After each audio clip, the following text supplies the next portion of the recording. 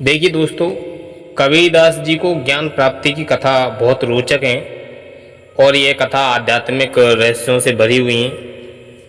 वे संत, कवि और समाज सुधारक भी रहे थे कबीरदास जी, और भक्ति आंदोलन के प्रमुख स्तंभों में से एक माने जाते हैं। कबीरदास जी ज़्यादा पढ़े लिखे नहीं थे, फिर भी उन्हें इतना ज्ञान कैसे हुआ, आइए उसे विस्तार से समझते हैं। तो देखिए, कबीरदास जी का जो जन्म हुआ था वो 1398 ईस्वी के लगभग माना जाता है, और परंपरागत मान्यताओं के अनुसार वे एक विधवा ब्राह्मणी के गर्भ से जन्मे थे, जिन्होंने लोकलाज के डर से उन्हें वाराणसी के लहर तारा तालाब के किनारे छोड़ दिया। वहीं एक जुलाहा दंपत्ति नीरू और नीमा ने उनके लिए अपनाया था और पालन पोषण भी किया। कबीरदास जी ने औपचारिक रूप से कोई शिक्षा नहीं ली थी, इसीलिए उन्हें अनपढ़ संत भी कहते हैं, परंतु उनका ज्ञान अत्यंत गहरा और आध्यात्मिक था। गुरु के बारे में उन्होंने गुरु की खोज की, तो कबीरदास जी ने अपना जो मानना था उन्होंने सोचा कि बिना गुरु के आत्मज्ञान नहीं मिल सकता है, तो वे वाराणसी के महान संत स्वामी रामानंद के गुरु बनना चाहते थे।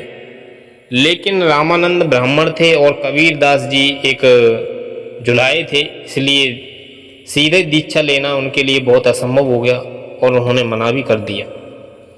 तो कबीरदास जी ने एक बार एक योजना बनाई कि वे गंगा घाट पर सीढ़ियों पर लेट गए थे, जहां रामानंद सुबह सुबह स्नान के लिए जाते थे।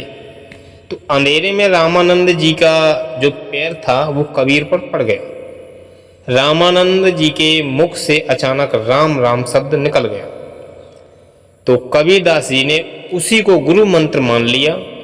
जब रामानंद जी को यह पता चला तो उन्होंने कबीर की लगन और भक्ति से प्रसन्न होकर के उन्हें स्वीकार कर लिया। तभी से उन्हें यह गुरु मंत्र मिल गया। तो गुरु रामानंद की कृपा से और अपने आत्मचिंतन से कबीर को गहन आध्यात्मिक अनुभूति हुई। उन्होंने ईश्वर को मंदिर, मस्जिद और मूर्तियों में नहीं बल्कि अपने भीतर पाया। उन्होंने निराकार ब्रह्म की उपासना की। कबीर का ज्ञान प्रमुख रूप से 3 बातों पर आधारित था। सतगुरु की कृपा, बिना सच्चे गुरु के आत्मज्ञान असंभव है। दूसरा था नाम स्मरण। राम का नाम जप ही मोक्ष का मार्ग है, किसी विशेष धर्म का नहीं परम तत्व का प्रतीक है। भीतर की खोज, ईश्वर बाहर नहीं भीतर है। मोको कहाँ ढूंढ रहे बंदे, मैं तो तेरे पास से। उन्होंने ये दोहा भी लिखा था वहाँ पर। तो कबीरदास जी ने अपने दोहे और साखियों भजनों के माध्यम से अपनी अनुभूतियों को अभिव्यक्त किया। उन्होंने धर्मात्मा, जातिवाद, पाखंड का तीव्र विरोध किया। उनका अनुभव अनुभंजन था और पुस्तकी नहीं था।